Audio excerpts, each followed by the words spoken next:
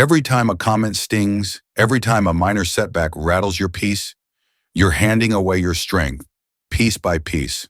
You weren't born to crumble at the slightest wind. You were made for storms, but somewhere along the way, you forgot that. Somewhere along the way, you started letting the world dictate how you feel, what you think, how you move, and it's killing your power. But imagine this. You walk through chaos like it's background noise. You hear the noise, but it doesn't touch you. Insults bounce off like rubber. Failure rolls past you like a breeze. You're not pretending to be strong. You are. Because strength isn't about fighting everything. It's about knowing what's worth your energy and what isn't. People think the most powerful ones have fewer problems. They don't. They just stopped reacting to every problem like it was the end of the world. They learned the secret. The world can't touch you unless you let it. You don't flinch. You don't beg for approval. You don't react. You respond. Calm, composed, unstoppable. When you walk like nothing bothers you, people notice. They feel it before you speak. That's presence. That's command without force.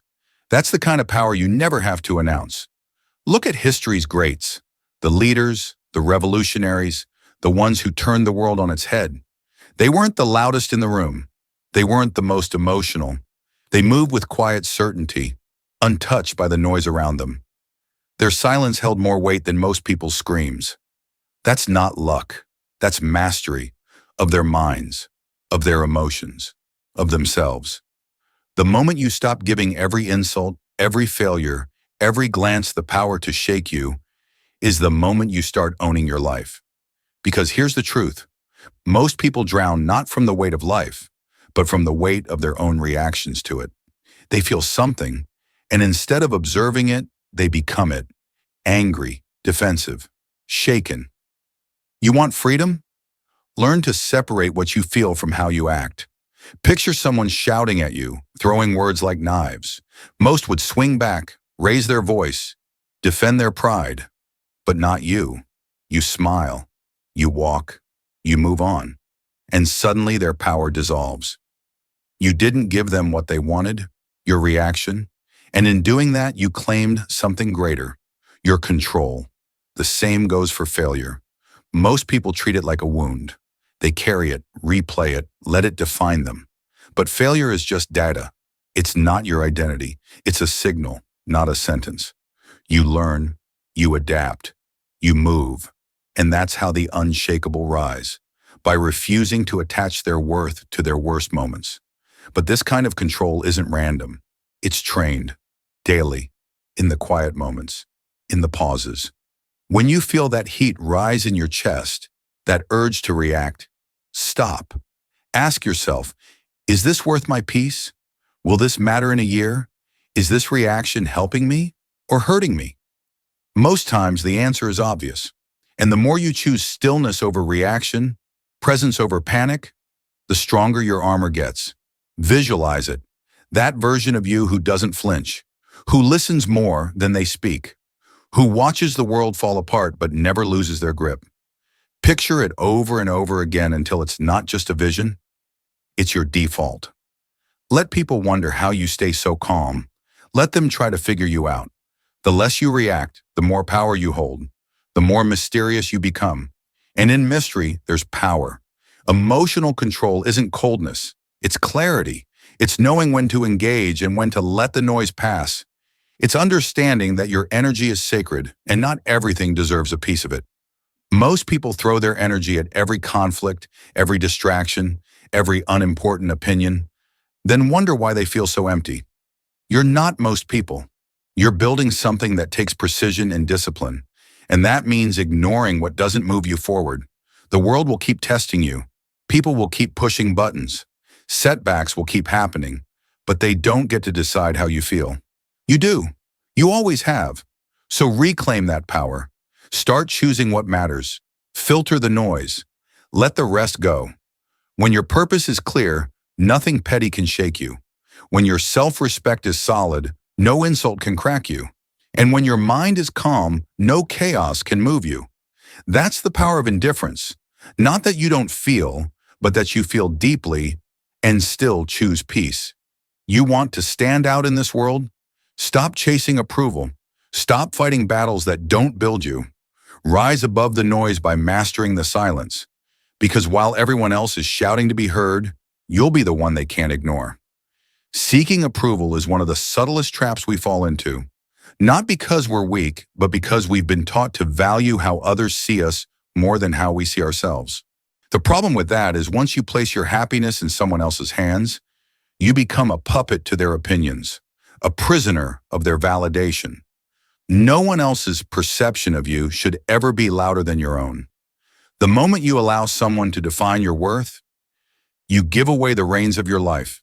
Think about the people who seem to light up every room, not because they're the loudest or most agreeable, but because they walk in owning exactly who they are. They don't chase approval, they don't shrink to fit in, and they certainly don't bend their truth for applause. What draws you to them isn't perfection, it's their authenticity. They've made peace with their flaws, embraced their strength, and stopped needing to be liked to feel valuable. And that's what makes them magnetic. Approval seeking is rooted in fear. Fear of being judged, fear of being alone, fear of not being enough. But the harder you chase validation, the more power you give away. You twist yourself into shapes you were never meant to be, just to please people who probably don't even fully see you. And in the process, you abandon your true self. The idea that everyone will like you is an illusion. It's not only impossible, it's irrelevant. Some will praise you, some will misunderstand you. Most will be too busy dealing with their own lives to care either way. So why burn yourself out trying to win them over? Look at those who have actually made a difference. The innovators, the creators, the leaders. Their focus was never on being accepted. It was on bringing their vision to life. They faced criticism, rejection, ridicule, but they kept moving, fueled by something deeper than praise. They didn't need the world to clap for them to know their value. If you want to escape the need for approval, start by asking yourself, whose voice really matters? Often the loudest opinions come from people who have no idea what it's like to walk your path. Their words only hold power if you decide they do. Begin to validate yourself. Acknowledge your own growth. Celebrate your quiet wins. When you stop waiting for permission to feel worthy, you start living from a place of strength. You no longer need to be seen. You just need to see yourself clearly. This isn't arrogance. This is self-respect. It's standing firm in who you are, trusting your own judgment, and refusing to let others steer your ship. Your value is not up for negotiation. It's not a debate. And when you stop chasing external validation, you begin to move through life with a freedom and purpose that can't be faked. You speak without filtering. You act without asking. You dream without dimming. And the right people? They'll respect you, not because you tried to win them over, but because you didn't need to. Criticism will come. That's not a question. It's a guarantee. But how you handle it, that's the true test of your strength. Most people crumble when they're judged. They internalize every word, letting it chip away at their confidence. But why? Criticism is just noise. Opinions, often coming from those who haven't built anything themselves. When you react emotionally, you hand over control. When you respond with clarity, you keep your power. The strongest people listen without absorbing. They take what's useful, toss the rest, and move on. No drama. No overthinking. Just focus. There's constructive criticism, valuable insights from those who know what they're talking about. And there's destructive criticism, which is nothing more than projection from people who don't understand your journey. Know the difference? Respect the first, ignore the second. Picture a sculptor chiseling away at stone. Some passers-by admire his vision. Others laugh, telling him he's wasting time. But he keeps carving, focused, calm, unmoved. He's not working for applause. He's working for the art. Be like that. Not all voices deserve your attention, especially not those that come from a place of fear or limitation. Criticism tests your emotional discipline. The weak snap back, argue, or spiral into self-doubt. The strong? They stay rooted. They assess. They stay aligned. Think of every great thinker, every revolutionary creator. They were doubted. They were dismissed. And still, they pressed on. Because their belief in themselves was stronger than the noise. Detachment is your armor. The next time someone throws judgment your way, pause. Ask yourself, is this worth my energy? Is there truth here? If yes, learn. If no, release. And if you truly believe in your path, the opinions of others will feel like whispers in the wind, heard but powerless. Pressure, too, is part of this journey. It's not the exception, it's the rule. And it reveals what you're made of. Some people collapse under it, others rise. Why? Because the strong prepare their minds long before the pressure hits. They don't expect comfort, they expect challenge. And when it arrives, they don't react, they respond. Control isn't about bending the world to your will, it's about mastering your own response to it. Things will go wrong. People will fail you. Plans will fall apart. But if your emotions are steady, your decisions will be too. Most people panic because they thought life would be easy. The wise expect resistance, and so they don't waste energy fighting it. Think of a warrior stepping onto the battlefield. He's not shocked by danger. He's ready for it. That readiness, that calm awareness, that's what makes him powerful. You must train your mind the same way. Prepare before pressure hits. Expect setbacks. And when they come, breathe, assess, move. This level of composure isn't magic. It's practice. It's shifting your perspective on pressure from something to fear to something to master. See it as your proving ground, your opportunity to rise. Watch how the most composed people operate. They don't flinch in chaos. They've already rehearsed it in their minds. While others are shaken, they are still. While others react, they calculate. Train like that. Rehearse worst-case scenarios. Build your mental muscle. Prepare not for comfort, but for war. When life surprises you, you won't flinch. You'll be ready. And when others collapse under weight, you'll carry on, unshaken, untouched, unbreakable. And finally, learn to let go. Much of our suffering comes from trying to grip too tightly on outcomes, on expectations, on things we cannot control. We create stories in our minds about how life should go, and when it doesn't, we resist, we suffer. But strength, real strength, is found in surrender. Think of water flowing around rock. It doesn't fight, it adapts, it keeps moving. Life is the same. Some things will happen no matter how much you try to control them. The job you didn't get, the relationship that ended, the detour you didn't see coming. You can resist and suffer, or you can accept and grow. The choice is always yours. Letting go doesn't mean giving up. It means shifting your focus. It means choosing your energy wisely. It means understanding that not everything deserves your stress.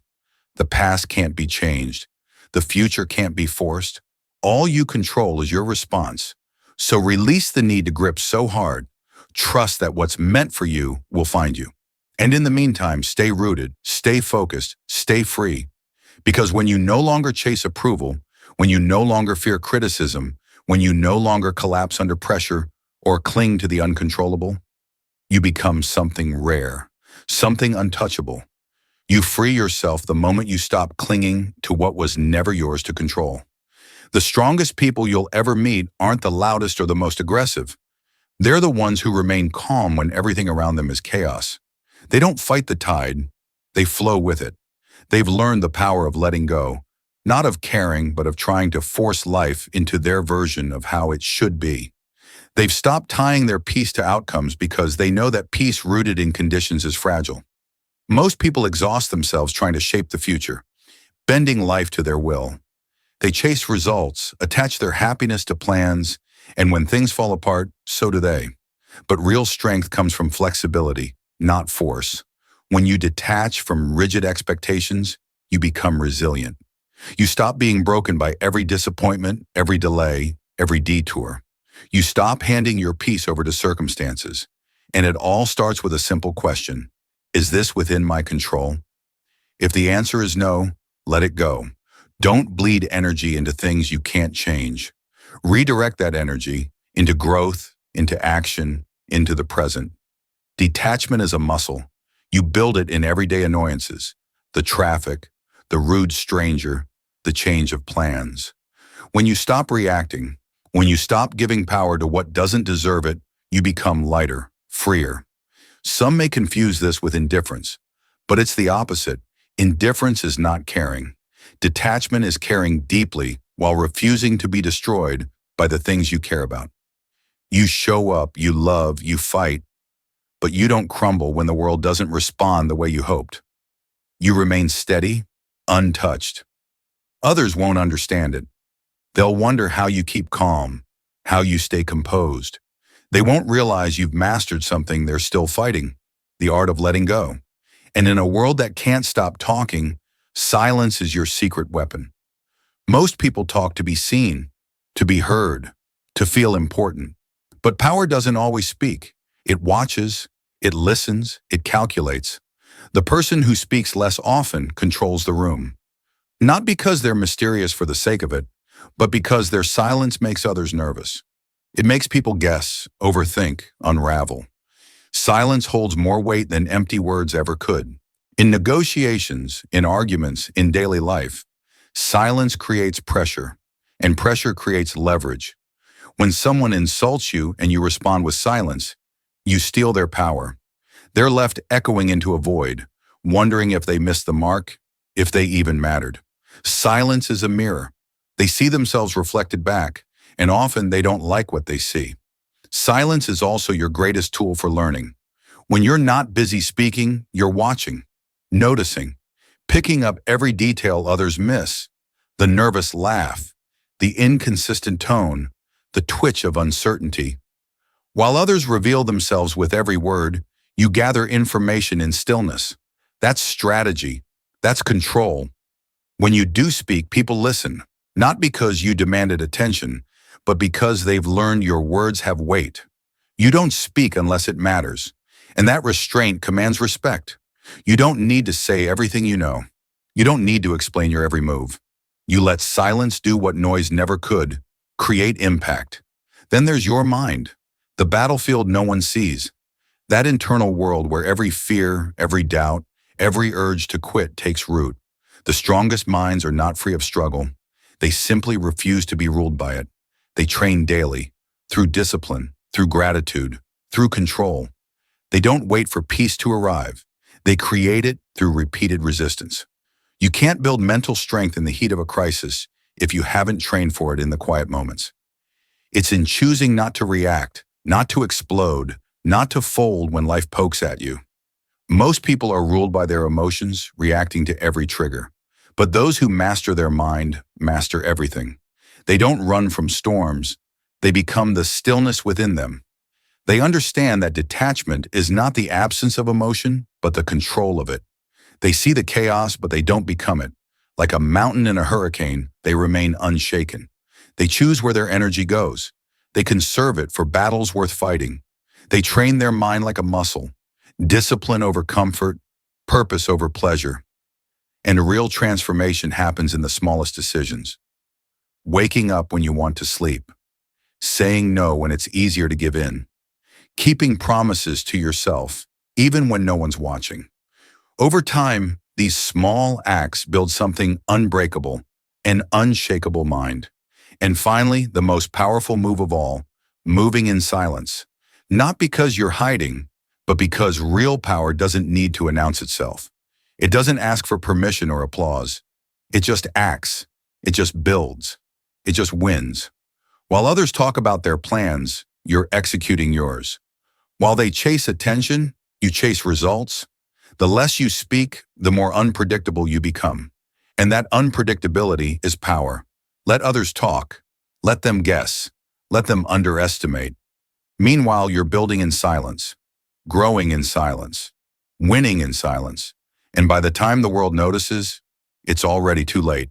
You've already arrived. The most influential people don't need to explain themselves. They don't need to prove their worth. They let their results do the talking. Their lives are their statements. Their actions are their voice. When you no longer seek validation, you step into something most people never reach. True power, quiet, focused, relentless power. And the world starts to notice. Not because you told them, but because they can't ignore what you've become. You didn't ask for their attention. You earned their respect. Not through noise, but through silence.